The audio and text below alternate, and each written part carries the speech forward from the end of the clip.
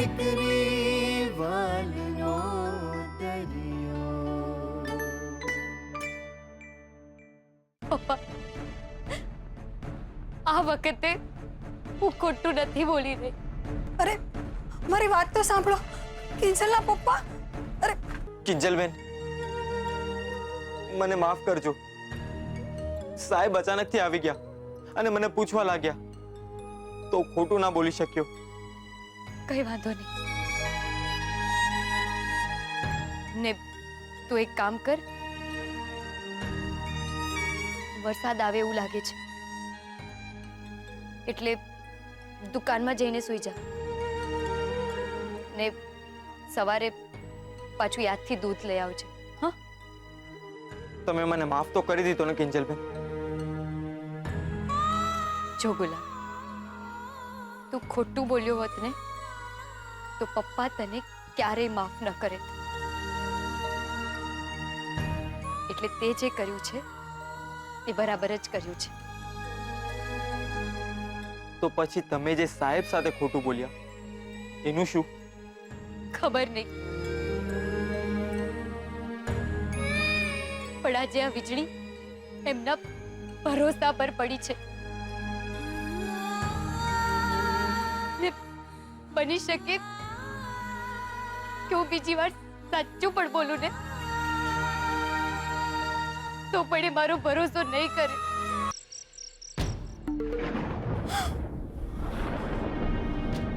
માડી રે, મેઘરાજા તો રોકાવાનું નામ જ નથી લઈ રહ્યા. લાગે છે આજે તો બધું એકવારમાં જ જળબંબાકાર થઈ જવાનું. આવા વરસાદમાં તો દુકાનના તુલસી ક્યારામાં પણ પાણી ભરાવાનું ને તુલસી ક્યારામાં તો મેં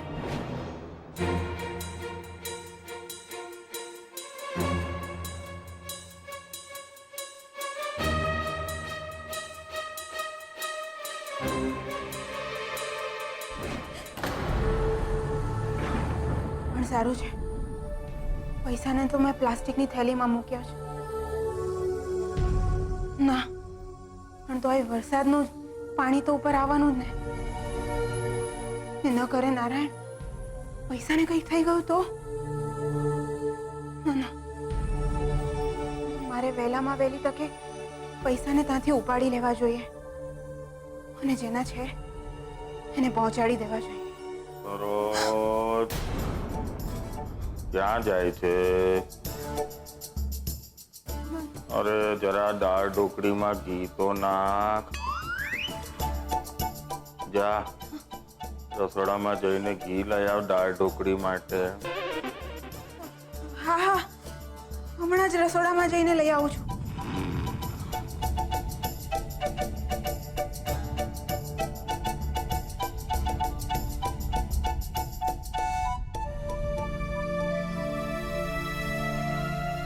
ના ના, અત્યારે મારે જવા જેવું નથી. વરસાદ પણ ખૂબ પડી રહ્યો છે.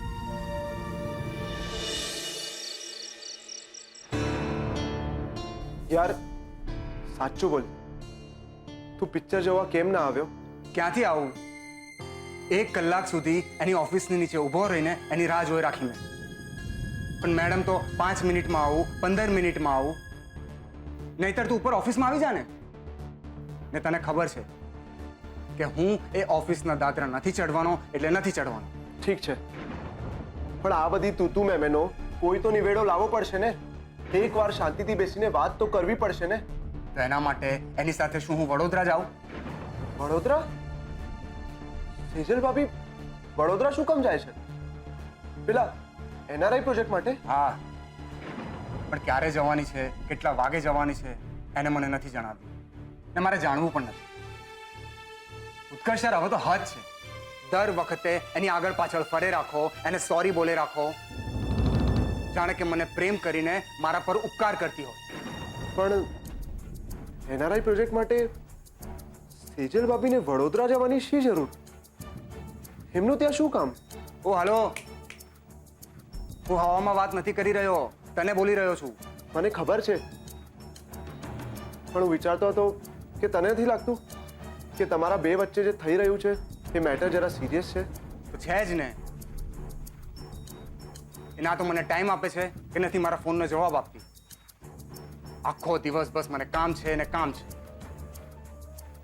એટલે હવે તો ટૂર પર પણ જવા લાગી, એ પણ મને પૂછ્યા વગર, મને કહ્યા વગર. તો તું જ કે મારું ફટકે કે નહીં? તો તું શું ઈચ્છે છે કે સેજલ ભાભીએ વડોદરા ન જવું જોઈએ? એમને નોકરી છોડી દેવી જોઈએ? ને આ બાબતમાં હું કંઈ બોલવાનો પણ નથી. હવે સેજલને જ નક્કી કરવા દે કે એને લાઈફમાં કોને કેટલું મહત્વ આપવું છે ને કોને કેટલો સમય.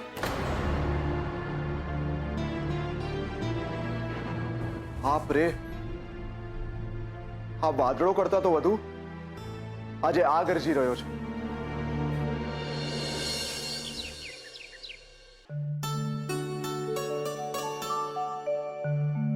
Mummy, mummy.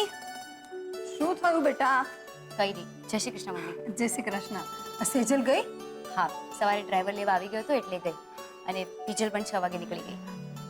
બાકી પપ્પા બરાબર સૂઈ ગયા હતા ને? હા, રાત્રે દવા આપીને એટલે તરત જ સૂઈ ગયા. પણ તારો હાથ બતાવ, તું કેમ છે હવે? અરે રે, હજુ એવું ને એવું જ છે. એ બાબુડિયાને તો માતાજી સીધો કરશે. જવા દે ને મમ્મી, આવું બધું તો થયે રાખે. કિંજલબેન, કિંજલબેન, જલ્દીથી દુકાને ચાલો. કેમ, શું થયું? અરે ના ના, એ તો તમે જોશો ને તો સમજાઈ જશે, પણ હમણાં ચાલો. હું પણ આવું છું બેટા. ના મમ્મી, પપ્પા સૂતા છે ને, એ જાગે એટલે તમે બંને આવજો, ઠીક છે? ચાલ ગુલાબ. અરે પણ ચા નાસ્તો તો કરતી જા. હે ભગવાન, આ છોકરી પણ છે ને. પણ ગુલાબ આટલો બધો ગભરાયેલો કેમ લાગતો? દુકાને તો કઈ નહીં થયું હોય. કિંજલબેન, પ્લીઝ તમે આમ ના રડો. અરે આ બધું ખોટું છે, અને જેને પણ આ બધું કર્યું છે ને, આપણે એને છોડશું નહીં. મારીને માફી મંગાવશું. અને તમે બધા શું જોવો છો?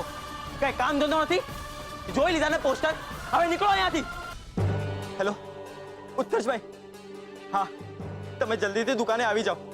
અહીંયા બહુ મોટી ગડબડ થઈ ગઈ છે. અરે તું ગ્રેટ છે માય ડાર્લિંગ. માની ગયો તને.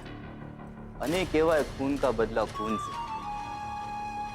ચલ પછી વાત કરું. બા, પપ્પા, ચલો ચલો ઉભા થો. મમ્મી, ચલો આપણે જવાનું છે. ક્યાં? પિક્ચર જોવા. મસ્ત ડ્રામા વાળું પિક્ચર લાગ્યું છે. ચાલો ચાલો. કાંડો થયો છું અવારનવારમાં કોઈ ફિલ્મ જોવા જાય? તું જા પૈસા, માર નથી આવું. અરે ભાઈ સાહેબ, બેન સાહેબ મૂકો ને સાઈડમાં, નહીં તો પિક્ચર પૂરું થઈ જશે. અરે પણ આટલી સવારમાં કઈ ટોકીસ ખુલ્લી હશે? Mohan and daughter's talkies. કેમ ઉભા થઈ ગયા ને નામ સાંભળીને? અરે પપ્પા, ઓલી કિંજલનો નવો હોબાળો સામે આવ્યો છે. હા, દુકાને ટોળું ભેગું થઈ ગયું છે. હા, અરે વાહ વાહ વાહ બા, તો આ પિક્ચરનો એક પણ સીન મિસ નો કરાયો. હાલો હાલો. હે, એક મિનિટ રાહુલ, તને ઘરે બેઠા બેઠા કઈ રીતે ખબર પડી કે હોબાળો શરૂ થયો છે અને ટોળું ભેગું થયું છે? અરે એ બધી પંચાયત મૂક ને મારી માં. આવ્યો હશે કોકનો ફોન કા સંદેશો. કા બેટા, હાલ હાલ જલ્દી. એ હાલો હાલો. હાલ. અરે હાલ ને બાપા. શું છે? કિંજલ, આ બધું શું છે? હીર રાંઝા, જવાબ આપ. આ જવાબ દેવામાં બાકી શું રહી ગયું? તું મીરા બહુ જવાબ મળી નો ગયો આ ફરફરિયામાંથી? અને તું મોહન, મારા નામનું નાઈ લખ્યું તું ને? તો આ જો લે, હવે ફૂકી ફૂકીને પી કે ફૂક મારતા મારતા પી. તારી ચાહતી ચુસ્કી. જો તારી છોડીએ તારા ભરોસાને નવડાવ્યો. હું કહેતી હતી ત્યારે કડવી વખ જેવી લાગતી હતી. દીકરી વાલનો દરિયો જોયો? ધૂળ દરિયો?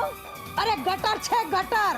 અને હવે આમ પૂતળાની માફક ઊભો જ રહીશ કે પૂછીશ તારી છોડીને કે આવા જ ધંધા કરવા હાટું તો તે સુશાંત હારે સગાઈ નહોતી તોડી નાખી ને? આ તમે કેવી વાત કરો છો બા? તમે પોતે પણ જાણો છો કે સુશાંતનો સ્વભાવ કેવો ખરાબ હતો. તો પછી કારણ વગરનું આમાં ઉત્કર્ષ અને કિંજલનું નામ શું કામ ઘસેડો છો? અરે રૂપેશ કુમાર, મારે નામ ઘુસાડવાની કોઈ જરૂર નથી. ઢોલ નગારા એનું કામ કરી જ રહ્યા છે. મારે તો કઈ કરવાની જરૂર જ નથી. અને એ મોહનિયા, તારે બોલવા હાટું મુહૂર્ત કઢાવવાનું છે કે પછી હજી વાલના દરિયા ભૂગવાટા મારી રહ્યા છે? જો જો તારી છોડીએ તારા નામના કેવા લીરે લીરા ઉડાડ્યા. આ નાત બારનું પાટિયું ઓછું હતું તે હવે આ પડ્યું. અંકલ પ્લીઝ, એની પહેલા કે તમે કિંજલને કંઈ પણ કહો, કંઈ પણ પૂછો, હું કંઈ કહેવા માંગુ છું. આ બધું જે તમે જોઈ રહ્યા છો એ સાચું નથી. કિંજલના મનમાં મારા માટે આવી કોઈ ફિલિંગ્સ છે જ નહીં. અને મેં કાલે જે બાબુલાલને માર્યો હતો ને, આ બધું એનું પરિણામ છે. એ કાલે કહેતો હતો કે હું વળતો વાર કરવા આવીશ. એણે વાર કરી બતાવ્યો. મોહનભાઈ, હવે એને ફટકારવાથી શું ફરક પડવાનો છે? તમારી આ દીકરીના કરતૂતના કારણે અમારા ધંધાને જે ફટકો પડશે એનું શું? અને તમારી દીકરીએ તો નાક બોળ્યું, તમારું અને આપણા એરિયાનું પણ. હવે કયા ભલા માણસો આપણી દુકાને સામાન લેવા આવવાના છે? ઓ મીરાબેન, આવી છોકરીઓના કારણે અમારી છોકરીઓનો પણ નામ બદનામ થશે, એનું શું? અને ખોટું ના લગાડતા હો મોટા ભાઈ. પણ ઓલા સુશાંતિયાએ તમને એક બે વાર ટકોર કરી હતી, પણ તમને ફાવે એમ લાગતું નહોતું મને. હે, બાકી છોકરાની માટે આટલા વલખા મારે લોકો એ મને ખબર નહોતી.